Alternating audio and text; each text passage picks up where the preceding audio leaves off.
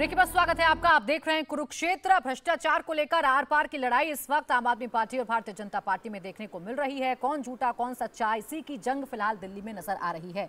अजय आलोक जी, corruption पर zero tolerance की बात भारतीय जनता पार्टी करती है। प्रधानमंत्री नरेंद्र मोदी अपने तमाम भाषणों से बता रहे हैं कि करप्शन पर कैसे zero tolerance Bharatiya Janata party का है। ऐसे में जो लोग आपके साथ आए, जिन पर आप कहते थे भ्रष्टाचारी हैं, अभी भी आपके आरोपों पर आप कायम हैं कि नहीं? खासकर अजीत पवार भ्रष्टाचारी हैं कि नहीं? बिल्कुल कायम है। सबसे पहली बात, आप अजीत पवार साहब ने जब महाविकास अघाड़ी में उप मुख्यमंत्री बने तो 3 दिन के अंदर उनको सरकार ने क्लीन चिट दी। ईडी के 2 केस चल रहे थे, एक केस में ईडी ने उन्हें क्लीन चिट दे दी है, एक केस में अभी उन पे अनुसंधान चल रहा है। हमारा जीरो टॉलरेंस बिल्कुल क्लियर है। वो हमारे सहयोगी बन के आए हैं, वो हमारी पार्टी उन्होंने ज्वाइन नहीं की है। लेकिन कल को अगर कोई भी हमारा सहयोगी हो, अगर उस पर भ्रष्टाचार के आरोप सिद्ध होते हैं तो याद रखिए वो सरकार में 1 मिनट भी नहीं रहेगा और हमारा उससे कोई मतलब नहीं रहेगा। राजनीतिक परिस्थिति में गठबंधन करना और भ्रष्टाचार से समझौता करना दोनों अलग अलग चीज है। लालू यादव को इस दुनिया का सबसे बड़ा चोर बताने वाले कांग्रेस पार्टी के सारे कार्यकर्ताओं के, सारे नेताओं की सूची लेके सबके मेरे पास सबूत है, मेरे पास सबूत है, और उनके गोदी में बैठने वाले अरविंद केजरीवाल, इनसे हम ज्ञान लेंगे? हमें भ्रष्टाचार पे ज्ञान लेने की जरूरत नहीं है। जो खुलेआम शराब बेचने के लिए तेलंगाना चले गए हैं, इनको दिल्ली में शराब नहीं मिली तो तेलंगाना जाके बेच के आए शराब। क्यों गए ये तेलंगाना? जरा पूछिए जरा इनसे। आज जितने लोग पकड़े गए हैं शराब घोटाले में, ऊपर से नीचे तक आम आदमी पार्टी के ही लोग क्यों हैं? ये दिल्ली सरकार में 467 कहते हैं कि नियुक्तियां जो दिल्ली डायलॉग के लिए की थी या किसी प्रक्रिया के तहत हुई थी ये नियुक्तियां। अब इस पे जब जांच चलेगी और सरकार का जो पैसा आपने करोड़ों रुपया बहाया है अपने पार्टी के कार्यकर्ताओं पे, पार्टी को खड़ा करने के लिए, वो वापसी का अगर आदेश दे दिया तो आम आदमी पार्टी, पहले भी वापसी का आदेश मिला है ना आपको। अगर आप गलत नहीं होते तो पैसा वापस करने का आदेश कहां से मिलता? आप लगातार कर रहे हैं। मैंने बोला ना, इनोवेशन इन करप्शन, ये आम आदमी पार्टी ने सिखाया है कि किस गति से और किस एक्सेलरेशन से करप्शन करना है, भ्रष्टाचार करना है।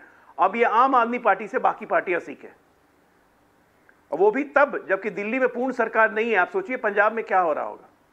हमने देखा है ना कि जब गुजरात के चुनाव में कैसे पंजाब सरकार की तरफ से ऐड आते थे, यह भी अद्भुत प्रयोग था। आप ही से सीख के कांग्रेस पार्टी आजकल ऐड कर रही है छत्तीसगढ़ और मध्य प्रदेश में, कि छत्तीसगढ़ में जो ऐड होता है वो मध्य प्रदेश में ही छपता है, मध्य प्रदेश का ऐड छत्तीसगढ़ में छपता है। ये आप ही से सीखा है। तो आप तो सिखा रहे हैं भाई, आप तो गुरु हो गए करप्शन के। आपसे लोगों को ट्यूशन लेनी चाहिए, लेकिन उसके भी आप पैसे ले लोगे। संजीव जी, देखिए, मेरा बड़ा अच्छा कहा इन्होंने। हमने भी देखा कि यूपी का ऐड तेलंगाना में क्यों चल रहा है और केरला में क्यों चल रहा है, मध्य प्रदेश का ऐड पूरे देश में क्यों चल रहा है, हरियाणा का ऐड दिल्ली में क्यों चल रहा है, महाराष्ट्र में क्यों चल रहा है। फिर तो इस मामले में आप हमसे कई कदम आगे हैं, अगर यही एक क्राइटेरिया है तो। एक बात। दूसरी बात, मुझे ये लगता है कि आज आम आदमी पार्टी से एक क्राइटेरिया नहीं, इतनी सारी क्राइटेरिया बता दी मैंने, पहले उसका जवाब दीजिए ना। दिल्ली में आज हम दिल्ली में बैठे हुए हैं, पूरी साजिश कर ली इन्होंने। पहले बदनाम करने की साजिश की, फिर यहाँ पर इन्होंने पोलराइज करने की कोशिश की, फिर वो तमाम अधिकारी को डराने की कोशिश की, फिर जनता को भरमाने की कोशिश की। लेकिन तमाम साजिशों के बावजूद लगातार दिल्ली की जनता ने 2 बार 90% से ज़्यादा सीट दिया। एमसीडी के 15 साल के इनके भ्रष्टाचार से परेशान होकर के फिर यहाँ की जनता ने आम आदमी पार्टी, तीसरी बार गलती नहीं होती है, 2 ही बार गलती होती है। क्लीन गवर्नेंस से, आम आदमी पार्टी के क्लीन गवर्नेंस से लोग, यहाँ की जनता खुश है। और भ्रष्टाचार एमसीडी में क्या था यहाँ की जनता ने देखा, तो फर्क सामने है। तो अब इनकी ये साजिश है कि हम काम, इनके बराबर काम तो नहीं कर सकते, हम इनके जैसा लोगों की भलाई तो नहीं कर सकते, तो किसी तरह से सारी एजेंसी लगा के बदनाम करने की साजिश करो। लेकिन कहते हैं ना कि सच परेशान हो सकता है, पराजित नहीं हो सकता। ईमानदारी को आप बदनाम करने की साजिश कर सकते हो, लेकिन लोगों को कैसे बताओगे? आप कहोगे शिक्षा में कोई काम नहीं हुआ, यहाँ के सारे पेरेंट्स खड़े हो जाएंगे हमारा बच्चा अच्छा हुआ।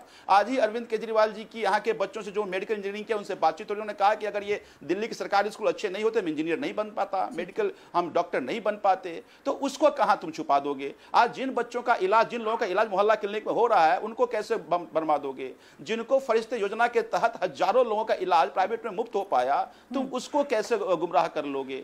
तो दिल्ली की जनता को गुमराह नहीं कर सकते, देश में बदनाम करने की कोशिश करते हैं। लेकिन दिल्ली चूंकि राजधानी है, पूरे देश के लोग दिल्ली में रहते हैं, तो अब हर प्रदेश में लोग चाहते हैं कि इसी तरह का गवर्नेंस हमें मिले। अब देखिए ना, अरविंद केजरीवाल जी ने कहा हम गारंटी कार्ड दे रहे हैं। हाँ, बिल्कुल देंगे, एक बात का जवाब देंगे।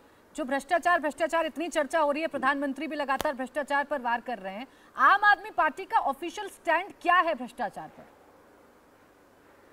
आम आदमी पार्टी का ऑफिशियल स्टैंड है कि हम भ्रष्टाचार पर जीरो टॉलरेंस रखते हैं, और ये कहते नहीं, हमने करके दिखाया है। दिल्ली में एक मंत्री का हमें मिला, कोई ये किसने बोला था कि आरोप लगते ही पहले इस्तीफा देंगे? हमने जांच की और हमें लगा कि हमने उसको एक, देखिए, आजादी के बाद से आज तक इतिहास में पहली बार कोई पार्टी अपने मंत्री को सुओ मोटो कॉन्ग्रेस लेकर निकाला हो। हमने पंजाब में सुओ मोटो कॉन्ग्रेस लेकर निकाला, लेकिन देखिए कर्नाटक का चुनाव था, कर्नाटक की जनता कह रही थी सत्येंद्र जैन को क्यों नहीं निकाला? की सरकार है, एक भी कर्नाटक के मंत्री को, एक भी कर्नाटक के किसी नेता को इस पे जांच कराए हो नहीं कराए हैं। तो इनके कहने की चीजें कुछ और है, दिखाने कुछ और है। सर, मैंने पता है ये सवाल आपसे क्यों पूछा, क्योंकि भ्रष्टाचारी जो लोग आपकी नजर में थे, जिनके लिए बाकायदा एक सूची निकाली गई थी, उसमें आरजेडी के भी तमाम नेता शामिल थे, लालू प्रसाद यादव से लेकर तमाम नेता शामिल थे, उसमें कांग्रेस के तमाम नेता शामिल थे। आज वो कैसे, मतलब ये कॉम्प्रोमाइज फिर आपका कैसे हो गया जब इतना जीरो टॉलरेंस है भ्रष्टाचार पर? या तो तब आपके आरोप गलत थे, या तो आज आप गलत हैं, आज आप कॉम्प्रोमाइज कर रहे हैं। बहुत अच्छा सवाल है, थोड़ा मुझे समय दीजिएगा। आज देखिए देश में चुनौती क्या है। आज देश में पिछले 5 साल में नरेंद्र मोदी जी की सरकार लगातार ये कोशिश करती रही कि किस तरह से चुनी हुए विपक्ष को खत्म कर दें, किस तरह से चुनी हुए विपक्ष की सरकार को खत्म कर दें, जनता को मैंडेट का अपमान कर दें, सुप्रीम कोर्ट के संवैधानिक पीठ के फैसले को एक गलत अध्यादेश से पलट दें। तो अब इस देश में, इस देश के जनतांत्रिक व्यवस्था खत्म होगा, इस पर सवाल खड़े हो रहे हैं। संविधान बचेगा कि नहीं बचेगा, इस पर सवाल खड़े होंगे। तो मुझे लगता है कि ये चुनाव, ये पार्टियां, ये आरोप प्रत्यारोप तभी रहेगा जब ये देश रहेगा, जनतांत्रिक व्यवस्था रहेगी, संविधान रहेगी। तो अब लगता है कि पहले इस देश के संविधान को बचाने की लड़ाई है, जनतांत्रिक व्यवस्था को बचाने की लड़ाई है। चुनाव देखिए, पक्ष और विपक्ष से सरकार चलता है। संजीव जी, देखिए आप देश को अगर बचा रहे हैं तो बड़ा सवाल क्या है? बड़ा सवाल क्या है? अरे अगर आप देश को बचा रहे हैं तो भ्रष्टाचार से भी तो बचाएंगे ना, भ्रष्टाचार से भी बचाएंगे, यही तो कहते थे आप। मैं कह रहा हूं कि भ्रष्टाचार की जांच ईमानदारी से तभी हो पाएगी जब जनतांत्रिक व्यवस्था बचेंगे। ये ईडी सीबीआई इंडिपेंडेंट बचेगा। जब ये ईडी इंडिपेंडेंट रहेगी तो जांच कैसे होगी? आपसे उम्मीद नहीं थी कि आप भ्रष्टाचारियों के साथ भी साठगांठ करने लग जाएंगे जो आपकी नजर में भ्रष्टाचारी थे, इसीलिए मैं आपसे सवाल पूछ रही थी। हम आंदोलन से आए हुए लोग हैं सर, यही आरोप आप बीजेपी पर लगाते हैं ना, इसीलिए मैं आपसे स्टैंड पूछ रही थी। आप मुझे जवाब देने दीजिए ना। हाँ, बोलिए। आप मुझे जवाब देने दीजिए। हम आंदोलन से आए हुए लोग हैं। हमारी पहली जिम्मेदारी ये है कि इस देश का संविधान या जनतांत्रिक व्यवस्था बहुत सारी कुर्बानियों के बाद मिली है।